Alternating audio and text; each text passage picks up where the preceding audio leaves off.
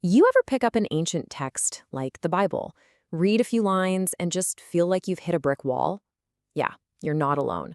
We're talking about writings that are separated from us by a huge gap in time, in culture, in language. So, how are we supposed to bridge that divide? How can we possibly understand what's going on? Well, that's exactly what we're going to dig into.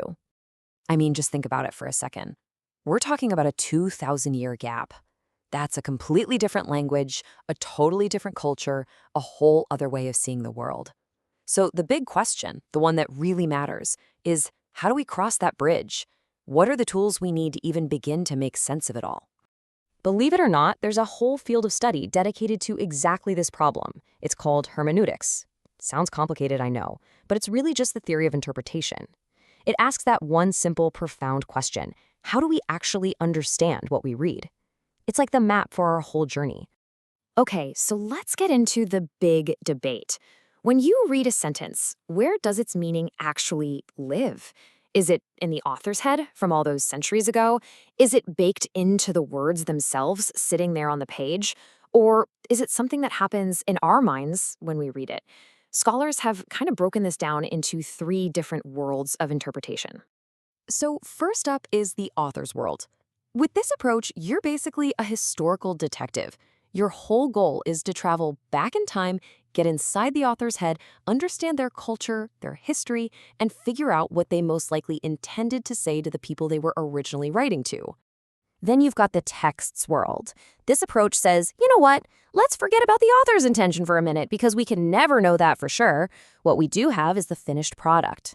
So here, you treat the text like a self-contained piece of art.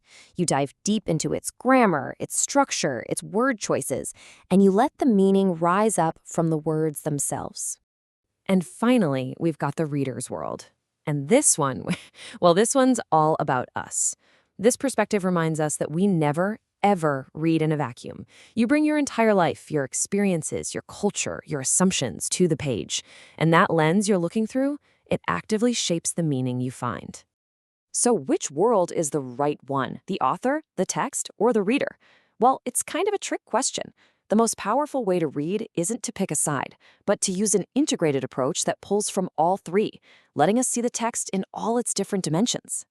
Really, the best word for it is eclectic. It just means we're pulling the best ideas from each camp. So instead of seeing these three worlds as being at war, we see them as partners. It's a blended approach that gives us a way richer, much fuller understanding of what we're reading. And this is exactly why it works so well. The three approaches act like checks and balances for each other. Focusing on the history, the author's world, keeps our literary readings grounded in reality. And being aware of our own biases, that's the reader's world, is absolutely crucial because it helps us spot our own blind spots. It lets us appreciate the text as both a very human document from a specific time and place and as something more. All right, so we know why this integrated approach is so powerful, but what does it actually look like when you sit down with a text? How do you do it? Well, it's less of a straight line or a checklist and more like a spiral. Yeah, forget a rigid checklist where you just tick off boxes one by one. The best way to picture this is a dynamic spiral. You start with your first impressions. You engage with the text's world. It challenges what you thought you knew, and then you circle back around with a deeper, richer understanding. Each time you go around, you get a little bit closer to the center. So here's what one turn of that spiral might look like. First, you prepare. That's acknowledging your own perspective, your own baggage before you even start. Step 2, context. You dive into the historical and literary world of the author. Then, genre, so important. You can't read a poem the same way you read a law, right? From there, you zoom way in on the details, the keywords, the grammar, the structure. Then you zoom back out to see where this piece fits into the larger theology, the Bible's big story. And finally, you synthesize it all. You try to boil down the main idea and its purpose into a clear summary. But here's the thing. This whole spiral, all of this hard work, it's not just about gathering facts or winning an argument. This process is designed to lead us somewhere. It's supposed to move us from just information to real transformation.